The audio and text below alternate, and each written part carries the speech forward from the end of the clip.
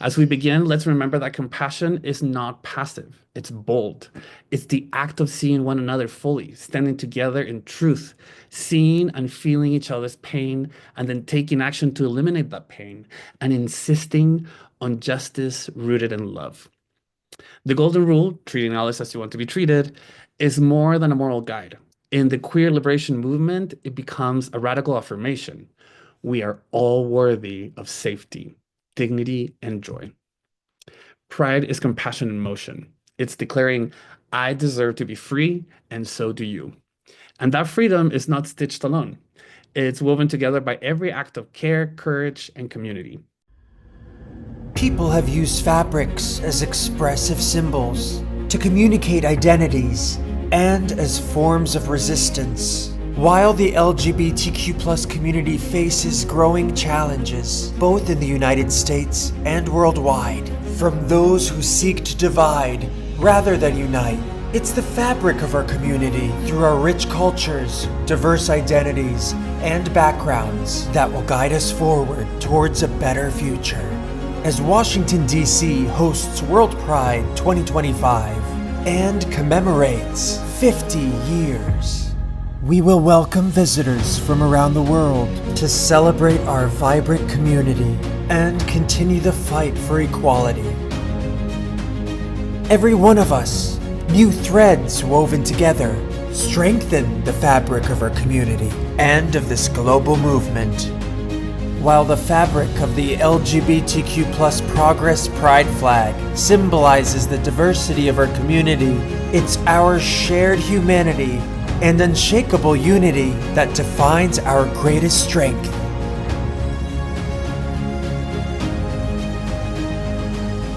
We are people bound by love and acceptance, struggle and resilience.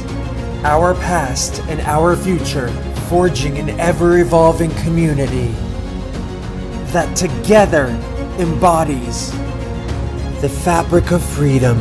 What do you say? We are the fabric of freedom. We are the fabric of freedom. Nosotros somos the fabric of freedom. We are the fabric of freedom. We are the fabric of freedom. We are the fabric of freedom. We are the fabric of freedom.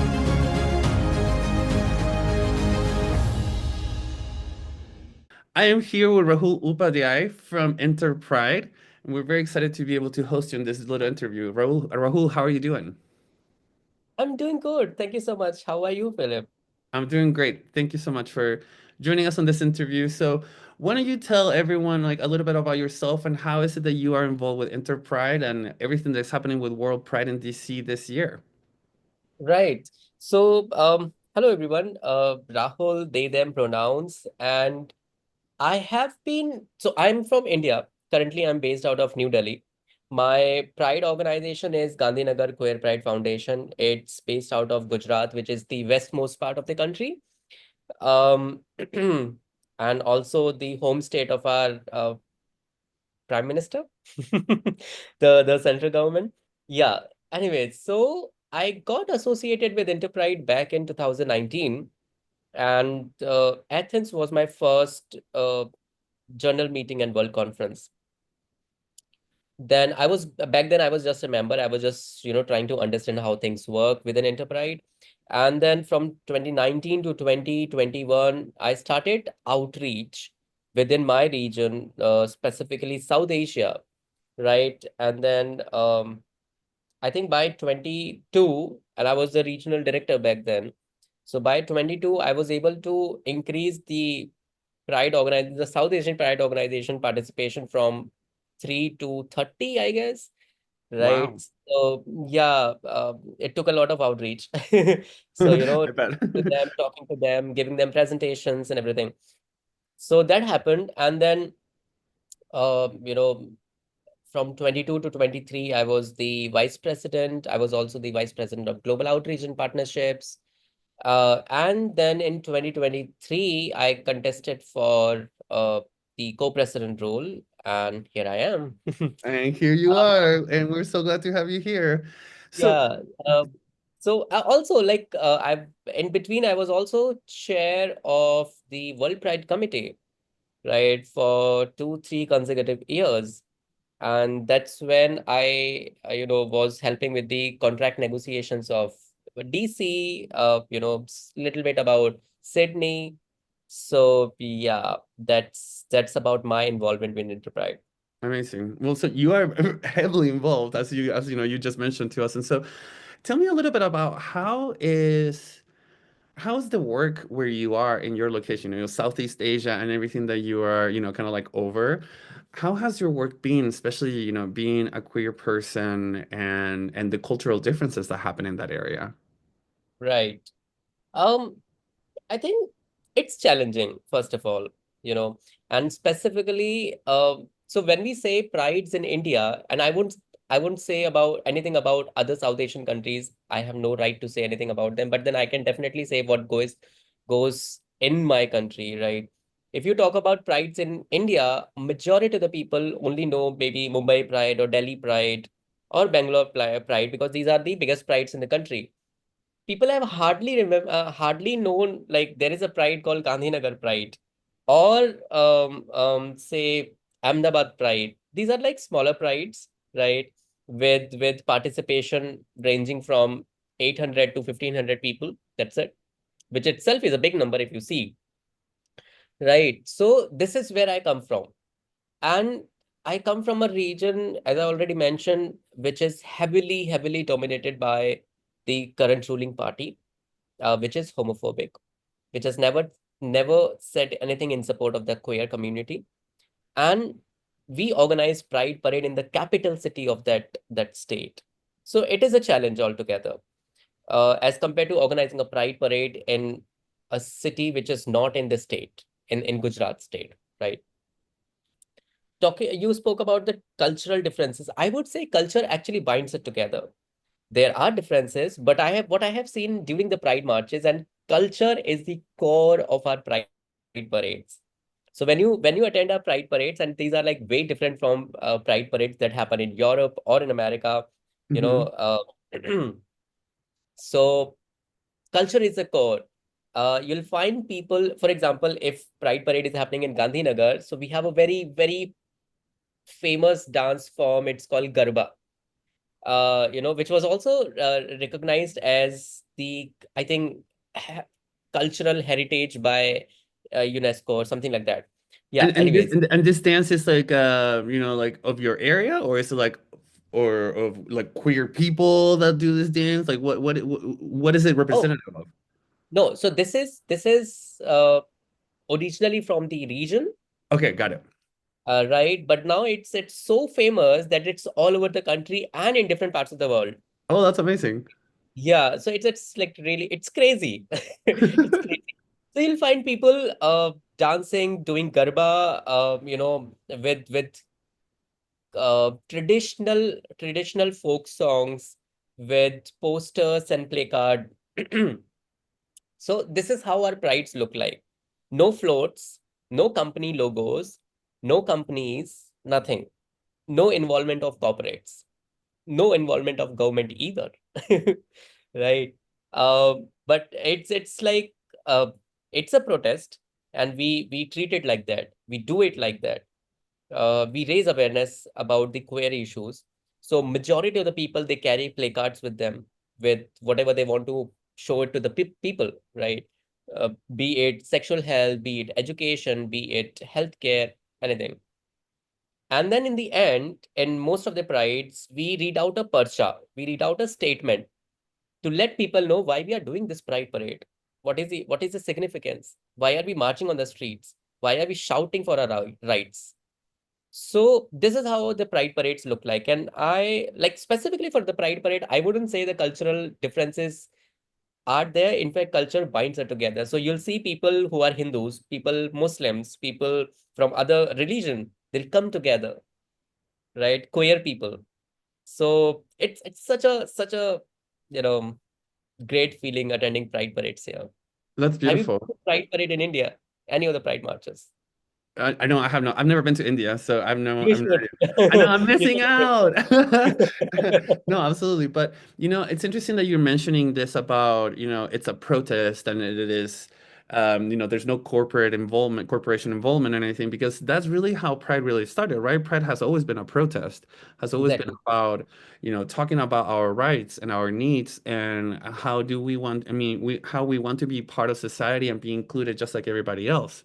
And so I love, and I think that especially now more than ever, we have this, what we call the rainbow washing, right? With corporations for the month of June, they put rainbow logos and like rainbow this and that, but are they really supporting, gay initiatives or legislation or, policy that would help queer people around the world, live a safer, more equitable life? Yeah. And so, I mean, I always say love and support must be unconditional. Must be unconditional. So when you see, even with pride marches, a lot of corporates, they withdrew their support, which means, of course, after the executive orders, which means their support was very conditional. very Where is conditional. your support now? If you were genuinely believing in the cause, where is your support now? And it's just not happening in the United States. It's happening everywhere, everywhere. By this time, we would have received at least 4 to 5 inquiries to conduct these DEI sessions for the employees of these companies. We haven't received one till date. So it's a ripple effect. It's a domino effect. It's happening everywhere. Mhm. And it is a reflection of what's going on right now, how much of this sort of resistance to acceptance is happening everywhere in the world. And I think a lot of it might be inspired by fear. I think that's probably one of the main causes, just fear of like the unknown, of not understanding, of not knowing someone that is queer, or not knowing that they know someone that is queer, you know? And so I think that's very motivated to that. And so, with the festival that we're doing here and everything, I think a big focus for us is the term of compassion. We have the same sort of what you were saying, unconditional love. Compassion for us, the definition is, you see someone in pain, which is like sympathy. You feel that pain with that person, which is empathy. But then you also take action to eliminate that pain that the person is experiencing. And that is compassion. So compassion is the principle of action. And so how do we see this pride protest being a compassionate movement? Um, okay, so there are a couple of things. Not everything is going as it was planned, right? Especially after the executive orders. In fact, within the community, and the community is scared. Let's acknowledge the fact. Let's not deny it. We are scared. People are scared. People were scared in 1969 also during the Stonewall riots, by the way, right? Absolutely. Yeah, people were scared. People are scared every time. But then there are people who are a little bit more privileged than other people, and they use their privilege in the right direction. So there have been a number of organizations or people who have asked to cancel the WorldPride. Yes, and let's face it, yes, and we totally understand their concerns. And in fact, InterPride has issued travel advisories specifically for transgender and non-binary individuals who are traveling on their X marker passports. Absolutely. It's not safe. Let's acknowledge it. But at the same time, we also have to understand Pride was never a party. It was a protest. And this is the best time to reestablish the fact that Pride, it's still a protest. Right? I think it's the time that we go back to the activism roots. And the roots were resilience. The roots were solidarity. And I feel very bad, and I feel sorry for those people who are not able to travel to Washington, D.C. for the WorldPride or to any other, Pride event Any of them. because of a number of reasons, financial, security, anything. But my message to those people who are able to travel would be, you'll be marching for them, but also please march for those people who are not able to travel. And for Amen. those people, it's not always necessary to show your support while marching in the street. You can also show your support when you are in your homes. There are a number of ways, right? So, and both are valid, both are important, both are needed, both kinds of supports. Absolutely. Any sort of Uh, support, any sort of support is like good. Absolutely. So we need, I mean, we need solidarity. We need to come together, because this is bigger than any of our personal conflicts, any of our issues. This is bigger than that. So yeah, that's it. I Yeah. mean, the community needs to come together. The community needs to, uh, I wouldn't say make it another Stonewall, but I think the scenario in which we are currently right now, it looks like we have to go back to our roots and then start from the very beginning. And it's very ridiculous when you think about it. Um, the Constitution says these are basic human rights. The Constitution has given you rights, and then so some idiots are taking these rights from us. This is very ridiculous. It is. It is, and it almost feels like a bad reality show in many ways. Yeah. Um, you pointed out something very important. I think that this term of solidarity, even within our community, the queer community in general, and I think that you brought up another point of privilege, right? Like some of us in the queer community are more privileged than others, especially, if you're white or if you're cis, or money or whatever, and those are the voices that, in this case, when we are almost like bound by tragedy, should be louder than in any other moment, because those are the people that are not going to get discriminated for being trans or for being Yeah. non-white, or and so it's a very important thing that you're mentioning here, that we need to have more solidarity and unity within the queer community, and that's super powerful. And so, going with that, also, the video that we showed right before this interview, the fabric of freedom. Can you expand a little bit more on that theme, and what does that mean for this year? Definitely I can, but I'll be telling you my interpretation, And because that's what we want, because I'm interviewing you. So and that is, I think that is a beauty when we choose a theme for an event, be it any event. The theme is something that people relate to, but at the same time, people have different interpretation to that particular theme, right? So for me, fabric of freedom. So when we organize pride marches in India, one most common statement that you'll hear is, and I'll say it in Hindi and then I'll translate it in please, English. please, I love that. We say, हमें चाहिए आजादी, right? It means we want freedom. This is the most common statement slogan you'll hear in India in all of the pride marches. हमें चाहिए आजादी, हम लेके रहेंगे आजादी, which means we want freedom. We'll snatch freedom from you. We'll take it at any cost. This is what it means. So for me, I mean, as soon as I got to know that this is going to be the theme for the World Pride, I was like, bang on. This is what we need, specifically now in today's era, where things are changing drastically in just another day. So for me, fabric of freedom is something that I'll wear. A cape I'll wear, a cape that gives me a sense of freedom, that gives me a sense of identity, which these people are taking away from us. A fabric of a cape that gives me power to come out, to say that I am queer, I am here, and I'm not going anywhere. That's exactly what it means to me. Wow. And what a bold statement, that we want freedom, we will take freedom, we'll snatch freedom. Like, Yeah. what a bold, powerful thing to say and to declare, especially in these times where we feel like governments are turning their back against not only the trans community, but the queer community in general. And not only in the US, but around the world. And so this is very how poignant and how powerful it is to have that theme this year specifically, and in DC, where like this mess sort of like it's brewing so hard, We are yeah. in this, we'll be in the center of the political power, and imagine raising such kinds of slogan over there. No, absolutely, that's beautiful, that's perfect, and that's exactly what we need. Rahul, this has been super interesting conversation, and I'm so glad that we were able to meet up so that we can share this with other people. I'm wondering, are there any last things that you would like to say, like statements or advice or recommendations or anything that is in your head that you would like to leave our viewers with? I think so. One point I would like to emphasize here, and I think we were talking about the privilege, right? So a Hmm. lot of times,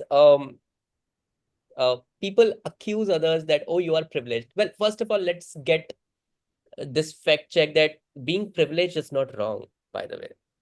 It's not wrong. No, What is wrong for me is if you're not using that privilege in the right sense. That is wrong. there it is.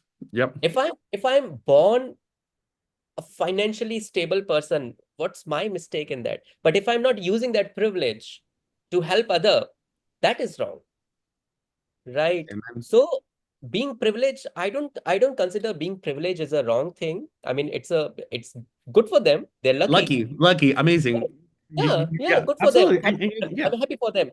But at the same time, I also want to request them and ask them, please use your privilege for people who are not as lucky as you are. And that's how you are going to have a balance in the society. And it goes out to everyone, not just for the queer community, for Mhm. allies. Your support, and I also want to say to allies, your support is probably one of the best supports we can actually have. But please make sure it's not conditional support again. It's not just limited to marching in the street. It's also how much you are able to help your queer friend. Did you take a stand when he was bullied? That's what makes you a true ally. So yeah, that's something I really wanted to say about being privileged. And so yeah, and I Absolutely. think to people out there, these are challenging times, no doubt about it. And everybody, literally in all parts of the world, this is happening. You see in Hungary what is happening. They banned the pride events. They penalized it, attending pride events. You see what is happening in Turkey, right? You see what is happening in UK. Everywhere it's happening.